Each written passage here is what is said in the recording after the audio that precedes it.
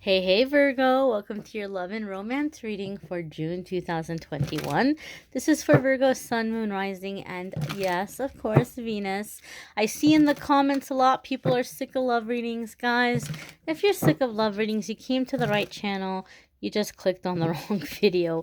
I do weekly forecasts every single week where I talk about everything except for love.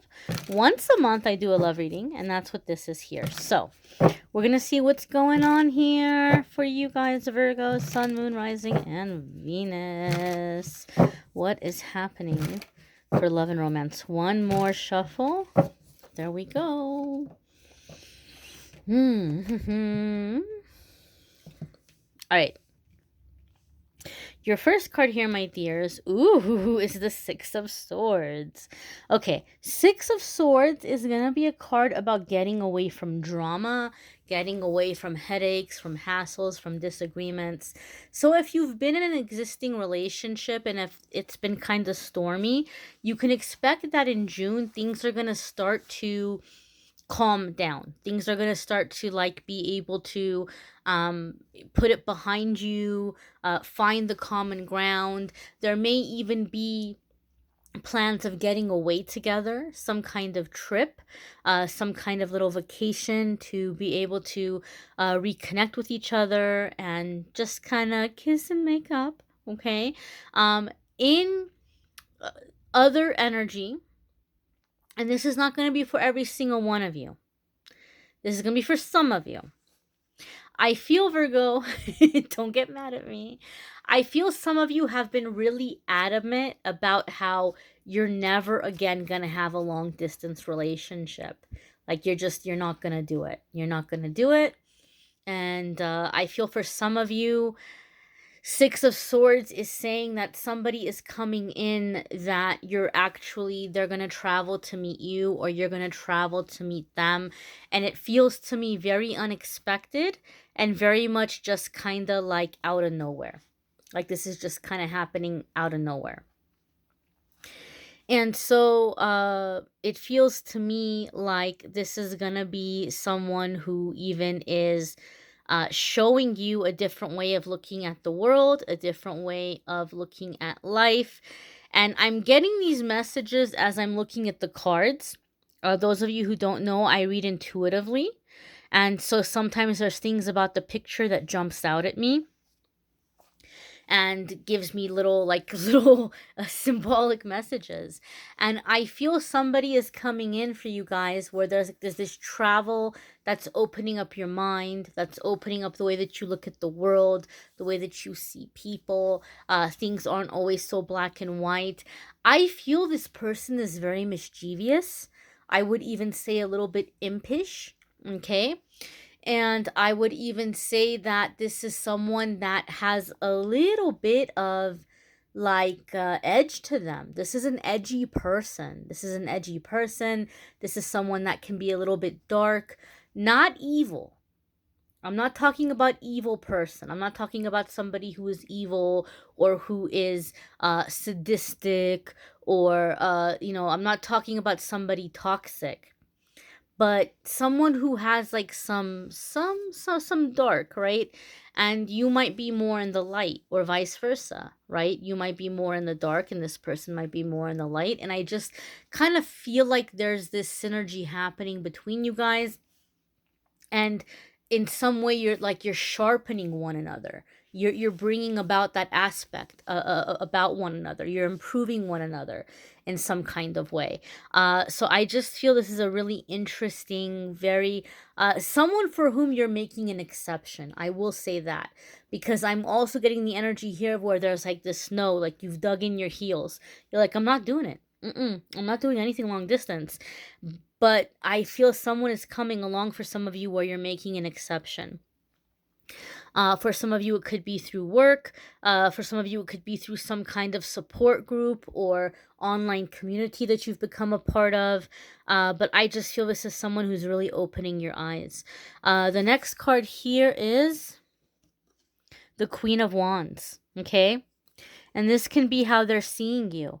I know Queen of Wands sometimes gets this really bad rap in love readings as like a mistress or the other woman. And that can be the case sometimes, depending on the energy and depending on the other cards that are coming around it. Okay. Traditionally, also, the Queen of Swords could indicate here a fire sign person. So you may be dealing with a Leo, a Sagittarius, or an Aries. Not necessarily, but it could be, right? Or if you have those placements, they might be coming to the surface. But this could be how you're feeling about yourself, or what you're attracting to you, or how this other person is viewing you or seeing you, or what you're calling into your life. The characteristics of the Queen of Wands is she's very independent, she's very sexy, she's the life of the party, very charismatic, very funny, very creative, very ambitious, very independent. And so some of you are stepping into these characteristics, or you're attracting or manifesting someone who has these characteristics. I feel for many of you, this connection or this relationship or this reconciliation, some of you are having a reconciliation within an existing relationship where you're overcoming some issues, like you're getting your fire back, and you're feeling good about yourself, right? And you're tapping into that physical energy. It could be something going on for the earth signs, because Taurus had something kind of similar with them getting into their physical energy. Okay, but very, very like passionate energy. I feel some of you are having this epiphany where you're realizing that you don't want to live with someone.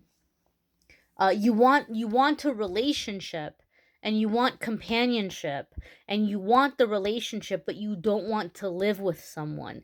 I feel some of you are having this epiphany, like just in general. I don't mean a specific person, but you might be like, I need space. I need space, or I need freedom, or I need time. This can be challenging if you're already living with someone. This can be challenging if you're already married. So there might be kind of like a disconnecting from other people. Maybe you're going to go away and talk about it, of how you can honor that desire within yourself, right? Because you're not going to want to get divorced. You're not going to want to break up with the person, but you all might be talking about defining the boundaries, and how you can feel like you can get some time, how you can feel like you have some freedom here, but still at the same time honor the relationship or honor the commitment. Those of you who are in a very, significant commitment, such as marriage, right? That's a pretty big commitment. But Queen of Wands here, some of you are realizing that you want the companionship, but you may not want marriage. Some of you are like, you know what?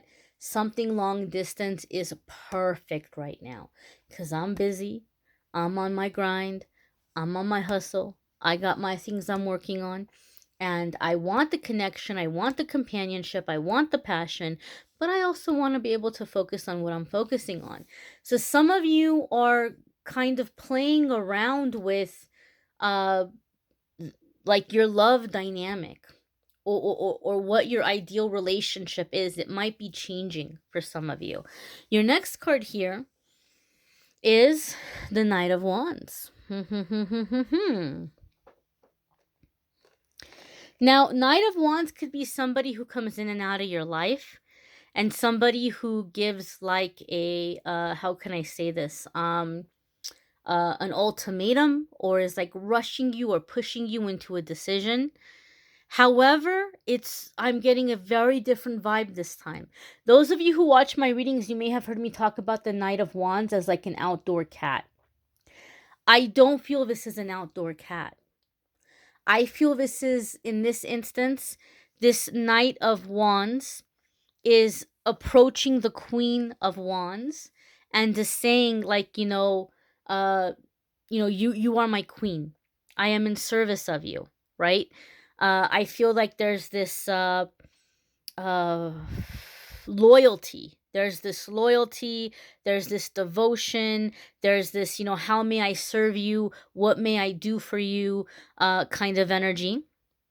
Okay, maybe a little bit of a forbidden love here, because the queen's not supposed to be messing around with knights, but there could be something going on around. I don't know. But I feel like here in this energy, it's kind of like someone's putting you up on a pedestal, right? Or maybe you're the knight and you're putting somebody up on a pedestal. And there's this devotion, there's this commitment. There might even be like this past life thing that's coming up where you have this really intense fire burning for this person, and you might be into like the whole kind of all of a sudden the Renaissance days or the king and queen days, or maybe you guys are dressing up and doing that kind of role play or something. But I feel there's this dynamic of like commitment and loyalty, and like I feel like this is the kind of person that might even say things to you like if anybody ever touches a hair on your head, I'll kill them. Like this is somebody who's like ready to fight for you, right? Like they're ready to fight for you. But right, the king and the I'm sorry, the queen and the knight, they're not going to be married to each other. They're not going to be living together, right? But they have a, a very valuable relationship and a meaningful relationship. And so I feel this is the dynamic some of you are stepping into. And I feel like some of you are manifesting someone who's going to come in and fight for you. But at the same time, it's like, you know, you're not a victim and you can handle yourself. You can take care of yourself, but you would like to have that backup, right? Like if you're having a bad day, you know, you have that backup that you can lean on this person or call on this person. And so I feel like the dynamic in your relationship is changing, or the type of relationship that you're manifesting is changing. You want to do your own thing, but you also want to have that person that you can call up when you need that extra reinforcement, when you need that extra help. Because the queen is not powerless, right? And maybe for some of you, you're wanting a queen. Maybe you're tired of rescuing and you're wanting someone who's not powerless, but you don't mind stepping in from time to time. There's a sense of chivalry here as well. I feel like some of you are manifesting this chivalrous type of person in your life. So I don't feel like this is someone who's gonna like run away and ghost. I feel like this is someone who's busy with their life, who's busy with their ambitions, who's busy with their missions and their goals, right? But when summoned, is gonna be there. So I know I've described the Knight of Wands as somebody who comes in and out, but you got to remember, we want to avoid typecasting the cards because there's different layers. Each card has many layers, and we have to read the energy based on what the energy is in the reading and the other cards that are coming up. And as I'm looking at these two, he seems pretty stable. Like he rode up to her and he's waiting for instruction. He's waiting for direction. Like he seems very stable here in this energy. So I feel like there's this loyalty and there's this bond. And it kind of feels like the dynamic and the energy feels a little bit hot to me. All right, Virgo. Your next card here is the Ten of Swords. This also came up for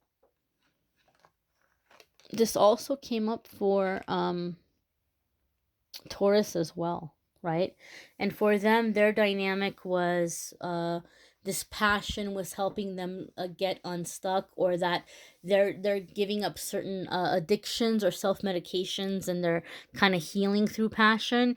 I don't get a sense of healing through passion for you guys, Virgo, because I feel like you've already healed a lot.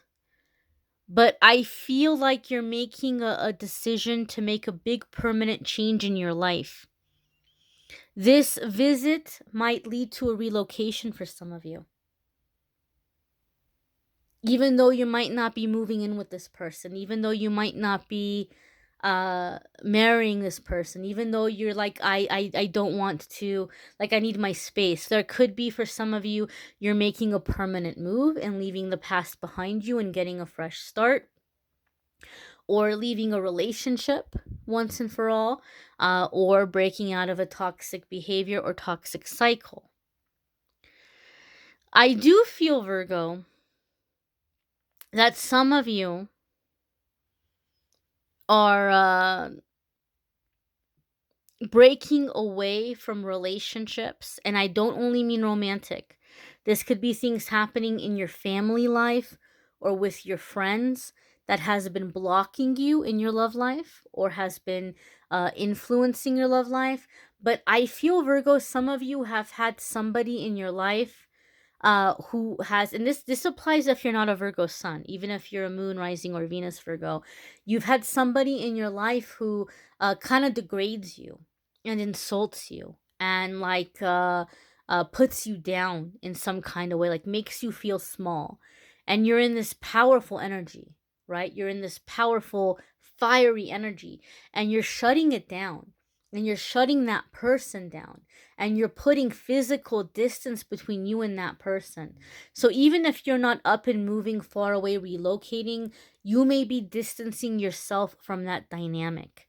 And that's opening the door, and you're manifesting someone who's stepping in and who's putting you up on that pedestal, who's coming in as like, what may I do for you? How may I defend you? Once you've stood up for yourself. Okay. So I feel there's some negative way you've been treated in the past.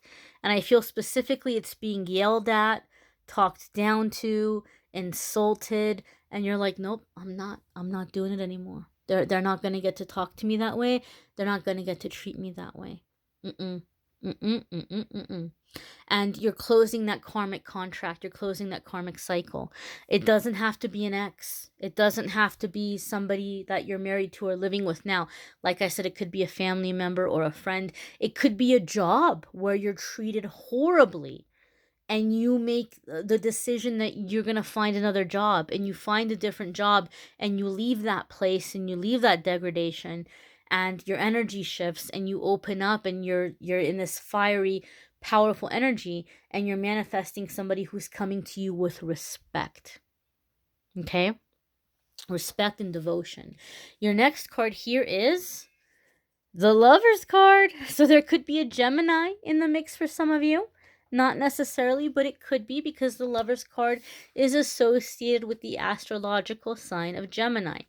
For me, in my readings, when I have a major arcana card come up between two people, it tells me that there's a past life connection, that you all have made an agreement that you were going to meet in this lifetime for a specific reason.